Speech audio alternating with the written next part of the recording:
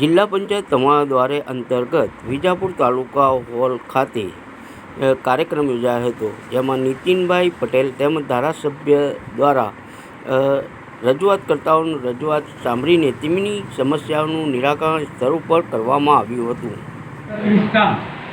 સરપંચે જે કામ મંજૂર થઈને આવે એ બોર્ડ ઉપર મૂકવાનું ફરજિયાત છે. કોઈ સરપંચો મૂકતા નથી, તલાટી હાજર રહેતો નથી.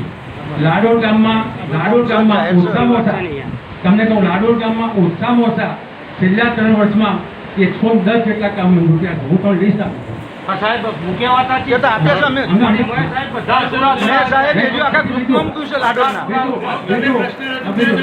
તમારું ધ્યાન રાખો. આવતી વખતે ના થાય તો બીજું આ ગુરુવાર સુધીમાં જિલ્લાની કલેક્ટરની સંકલન મિટિંગમાં મેં રજૂઆત કરી છે કે છેલ્લા 3 વર્ષમાં નાણાં પંચ, તાલુકા આયોજન, જિલ્લા આયોજન, MLA ગ્રાન્ટ, MP ગ્રાન્ટ, રેતી કાંકરીની ગ્રાન્ટ, જિલ્લા પંચાયત, તાલુકા પંચાયત દ્વારા થતા કામો અને DLA મિનરલ ફંડ, આની જેટલી ગ્રાન્ટ જે ગામમાં આવી, એકેય ગામ એવું નહીં હોય કે છેલ્લા 3 વર્ષમાં 25 થી 30 કામ મંજૂર ના કહેવાય. નાના મોટું કરવું હશે તો પણ 25-30 મંજૂર થયા છે. હવે એ કામ કરવાની જવાબદારી સરપંચની અને તલાટીની છે. સરપંચ અને તલાટી બિલકુલ ગલ્લા ચલ્લા કરે છે. કોન્ટ્રાક્ટરો ટાઈમસર કામ કરતા નથી. એના માટે બહુ કડક થયો છું હું. જો નહીં થયો કામ અને ઉઘરી ગયો છે તો પોલીસ કેસ પણ કરવાનો હતો. તો હું બધા સૂચવું જોઈએ.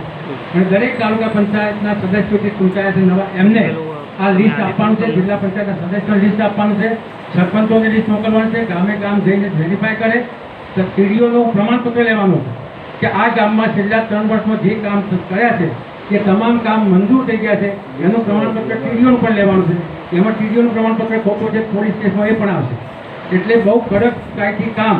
કારણ એટલા માટે છે કે સરપંચના, તલાટીના આ બધા જો પૈસા છે કોઈ પણ યોજનામાં પ્રધાનમંત્રી આપે, CM આપે, MLA આપે, MP આપે, નાણાં પંચ આપે, તાલુકા આયોજન આપે, એનું કામ કરવાનું કોના ભાગે આવે? સરપંચ, તલાટી. એ કામ બદલી પણ શકાતું નથી. કામ ડુપ્લિકેટ થાય છે એવી ફરિયાદો પણ મળ્યા છે. એક ને એક કામના બબે બિલ લેવાય છે એ પણ ફરિયાદ મળી છે. અને બહુ ચેતીને ચાલજો. વિકાસના કામ સરકાર આપે, MLA આપે, MP આપે, તાલુકા આયોજન આપે, એનો મતલબ એ નથી તમે ગમે તે વાપરી નાખો. પછી 70% ગ્રાન્ટ દરેક ગ્રામ પંચાયતમાં. કેટલી ટકા? રેતી કાંકરી અને ગ્રાન્ટ, નાણાં પંચની ગ્રાન્ટ 70% ડાયરેક્ટ ગ્રામ પંચાયતના ખાતામાં જમા થાય છે. સ્વચ્છતાની વ્યક્તિ દીઠ 4 રૂપિયા, સ્વચ્છતા માટે, ગામ સાફ કરવા માટે 4 રૂપિયા વ્યક્તિ દીઠ જેના સરપંચના ખાતામાં, ગામના ખાતામાં પૈસા જમા થાય છે. હું જોઉં છું કે ગામે ગામ પ્લાસ્ટિકના ઢગલા છે. પ્લાસ્ટિક નથી. એ પણ અભિયાન ઉપાડી છે. વિડીયોને હું મોકલવાનો છું કે ભાઈ લાડોળ જેવું ગામ છે, કુકરોડા જેવું ગામ છે, હોટેલ જેવું ગામ છે, એ ગામમાં તમે જાઓ અને તમે આટલી ગ્રાન્ટ આપી છેલ્લા 3 વર્ષમાં સ્વચ્છતા ક્યાં પૈસા વાપરો બતાવો. એ માટે વિડીયોને મોકલવાનું છું, TDOને મોકલવાનું છું, મામલતદારને મોકલવાનું છું. આવા અનેક પૈસા જે છે જે વાપરવાના છે એ યોગ્ય પાણીના પ્રોબ્લેમ માટે ને ગટરના પ્રોબ્લેમ માટે કોઈ ગ્રામ પંચાયત એવી નથી જેના પાસે ગ્રાન્ટ ના પડી હોય. કોઈ ગ્રામ પંચાયત પડી છે તો પાણીના વાટાનો શેના માટે પ્રશ્ન રહે? પાણીની પાઇપલાઇન તૂટે શેના માટે પ્રશ્ન રહે? એ ગામના સરપંચે કરવાનું, ગામના જાગૃત આગેવાનો કરવાનું. હવે તાલુકા પંચાયતના ડેલિગેટો આવે તેમને કરવાનું. જિલ્લા પંચાયતના ડેલિગેટો ત્યાં વોટ રાખવાની છે. પૈસા આપી દીધા સરકારે, પછી પ્રશ્ન શેના માટે રહેવું? ઠીક છે, આખા ગામનો કોઈ પ્રશ્ન હોય, આખા ગામને લગતો પ્રશ્ન હોય, ગામતરને લગતો પ્રશ્ન થયો હોય, પંચાયત